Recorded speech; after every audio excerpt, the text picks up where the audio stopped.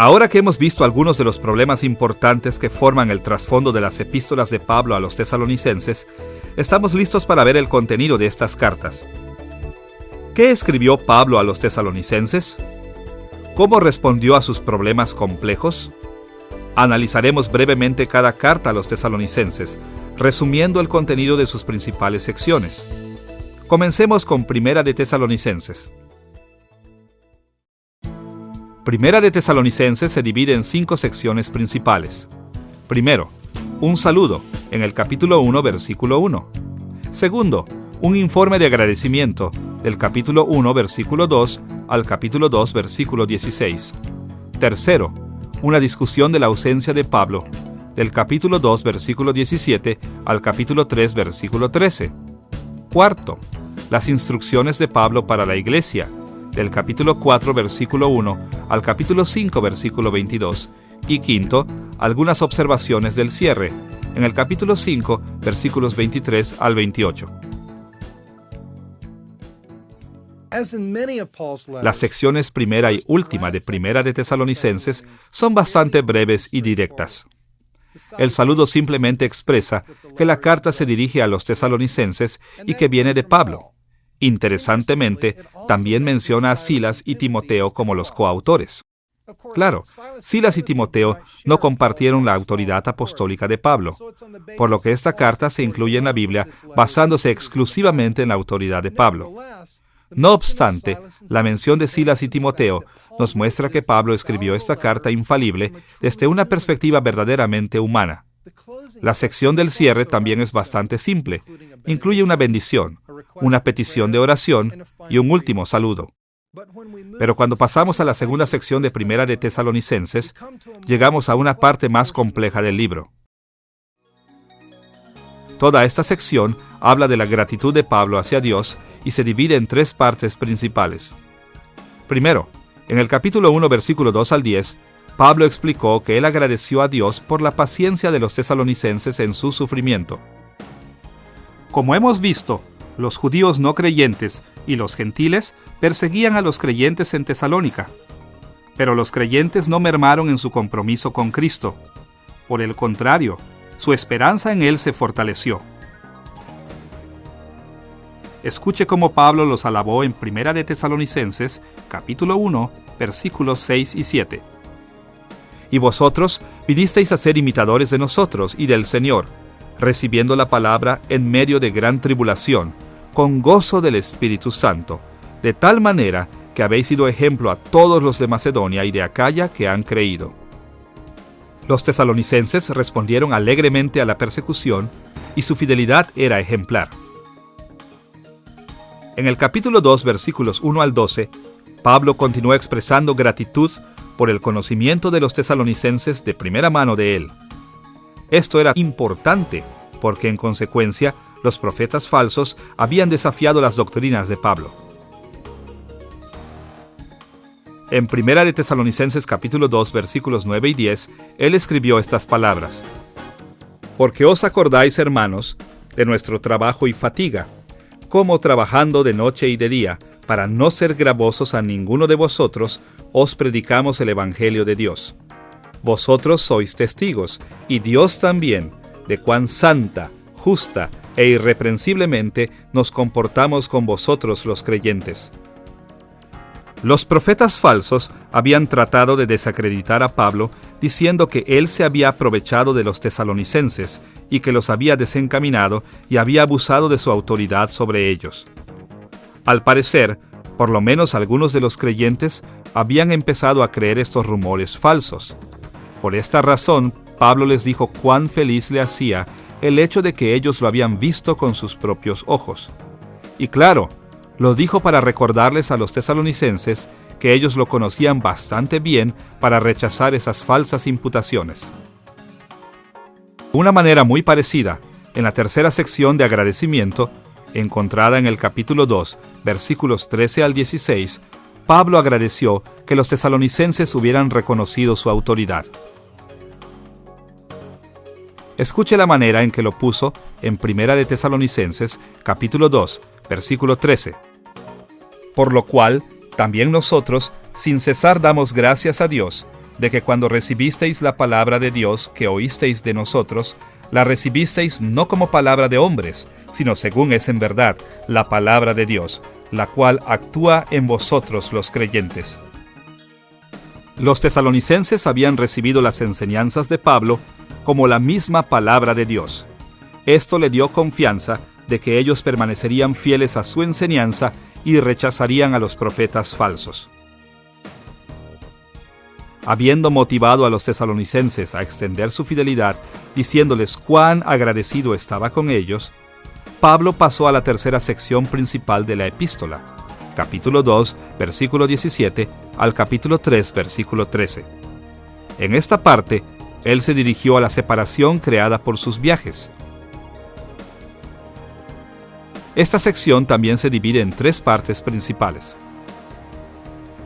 Desde el capítulo 2, versículo 17, hasta el capítulo 3, versículo 5, Pablo les dejó claro a los tesalonicenses sobre su continua preocupación sincera por ellos, y demostró esta preocupación enviando a Timoteo a que los visitara. Escuche las palabras de Pablo en Primera de Tesalonicenses, capítulo 3, versículos 1 y 2. Por lo cual, no pudiendo soportarlo más, acordamos quedarnos solos en Atenas y enviamos a Timoteo, nuestro hermano, servidor de Dios y colaborador nuestro en el Evangelio de Cristo, para confirmaros y exhortaros respecto a vuestra fe. Además de su sincera preocupación pastoral, en el capítulo 3, versículos 6 al 10, Pablo expresó su gran alegría ante las noticias que Timoteo trajo de Tesalónica. Los creyentes se mantenían firmes en su fe y extrañaban a Pablo tanto como el apóstol los extrañaba. Estas noticias estremecieron a Pablo, tanto que en Primera de Tesalonicenses, capítulo 3, versículos 8 y 9, escribió: Porque ahora vivimos, si vosotros estáis firmes en el Señor. Por lo cual, ¿qué acción de gracias podremos dar a Dios por vosotros, por todo el gozo con que nos gozamos a causa de vosotros? Al escuchar las buenas noticias de Timoteo, la preocupación de Pablo se tornó en alegría y confianza. En tercer lugar, en el capítulo 3, versículos 11 al 13, Pablo oró por los tesalonicenses, pidiéndole al Padre que dirigiera su camino para visitarlos de nuevo. La cuarta sección principal de esta carta va desde el capítulo 4, versículo 1, hasta el capítulo 5, versículo 22.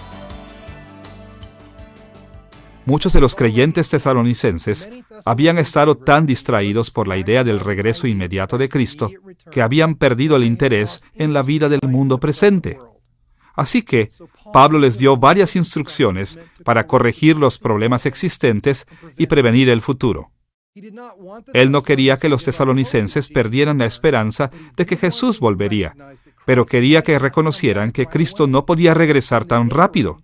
Quería que vivieran como el Señor lo había mandado. Esta sección es relativamente larga y está compuesta de una breve introducción, seguida por la parte principal de la instrucción de Pablo. Primero, el capítulo 4, versículos 1 y 2, son la parte introductoria de la sección. Aquí, Pablo encomendó a los tesalonicenses en conjunto obedecer sus mandatos anteriores. Claro, él sabía que la tentación de desobedecer sus instrucciones era fuerte debido a la abundante, tal vez incluso explícita, libertad prometida por los antagonistas de las responsabilidades y límites terrenales. Así que, Pablo recordó a los tesalonicenses que su enseñanza llevaba la autoridad del Señor Jesucristo. El mismo Dios reencaminaría a los tesalonicenses si ellos descuidaran sus palabras. Segundo, desde el capítulo 4, versículo 3, al capítulo 5, versículo 22, Pablo mencionó varias áreas específicas en las que esperaba que los tesalonicenses cristianos pudieran protegerse del pecado y aumentar su obediencia a Cristo. Como lo hemos mencionado, él prestó particular atención a los pecados que pudieran promulgarse en la enseñanza falsa en la iglesia de los tesalonicenses. Pablo comenzó en el capítulo 4, versículos 3 al 8, con mandatos de ser sexualmente puro. Históricamente, la inmoralidad sexual ha caracterizado a muchos grupos que han creído que el fin del mundo está a la mano. Tal vez el ejemplo más relevante puede encontrarse en el culto cívico de la misma Tesalónica, en el que se celebraba en adoración el supuesto regreso del dios Cabirus, que involucraba una conducta de inmoralidad sexual. Pablo terminó esta sección con gran énfasis al anotarse otro acierto de la autoridad divina que respaldaba sus palabras. En el capítulo 4, versículos 9 y 10, Pablo alabó a los tesalonicenses por su amor fraternal y los animó a que se amaran al máximo. El contexto de este capítulo implica que una manera concreta de demostrar el amor es ser autosuficiente para evitar convertirse en una carga para otros. En el capítulo 4, versículos 11 y 12, Pablo mandó a los tesalonicenses a que se comprometieran a un oficio digno y a trabajar diariamente. Algunos creyentes tesalonicenses estaban tan fascinados con la idea de que Jesús regresaría en un futuro inmediato que habían dejado de ocuparse de sus trabajos diarios. Como estas personas no eran adineradas, rápidamente se volvieron una carga financiera para la iglesia de los tesalonicenses. Es más, la pereza que mostraban dañaba la credibilidad de la iglesia ante los ojos de los incrédulos. En el capítulo 4, versículos 13 al 18, el apóstol exhortó a los tesalonicenses a que se animaran entre sí, con la esperanza de reunirse en un futuro con sus seres queridos que habían muerto en el Señor. Tristemente, la enseñanza falsa en Tesalónica había ocasionado que algunos temieran que nadie que hubiera muerto antes de que Jesús volviera se salvaría. En el capítulo 5, versículos 1 al 11, Pablo le recordó a la iglesia que el Señor condenará al desobediente y premiará al que guarde la fe cuando Él regrese. Lejos de ser un motivo para la indisciplina e inmoralidad, Pablo quiso aclarar que el regreso de Cristo debe motivar a todos los creyentes a vivir vidas santas. En el capítulo 5, versículos 12 y 13, Pablo reafirmó la autoridad de los líderes justos de la iglesia en Tesalónica. Él había dejado hombres a cargo de sostener la doctrina, y probablemente estos hombres se oponían a los maestros falsos. Como resultado, la iglesia de los tesalonicenses estaba recibiendo una dualidad de mensajes. Por un lado, de sus verdaderos líderes, y por el otro, de sus usurpadores. Pablo dejó claro que la enseñanza del liderazgo establecido debía seguirse, y la enseñanza de los profetas falsos debía ser rechazada. En los versículos restantes, Pablo tocó diversos puntos, todos dirigidos a reafirmar sus enseñanzas anteriores en esta sección y a prevenir a las personas de reacciones desmedidas a los problemas causados por los maestros falsos. En el capítulo 5, versículo 14, indicó que la iglesia debe amonestar en lugar de consentir a los perezosos. Pero él no quería que excluyeran a todos los que no pudieran mantenerse por sí solos, por lo que también les recordó que vieran por los verdaderamente necesitados.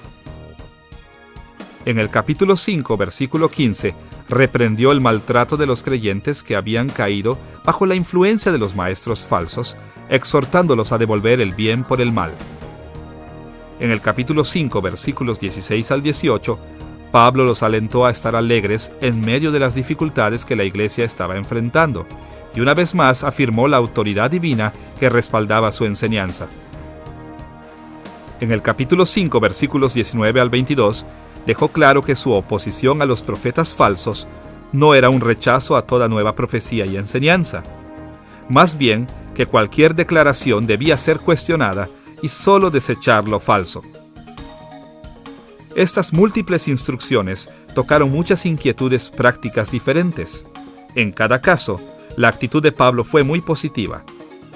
Los tesalonicenses habían actuado bien y Pablo les felicitó. Pero también les exhortó a continuar creciendo en su fe y servicio a Cristo.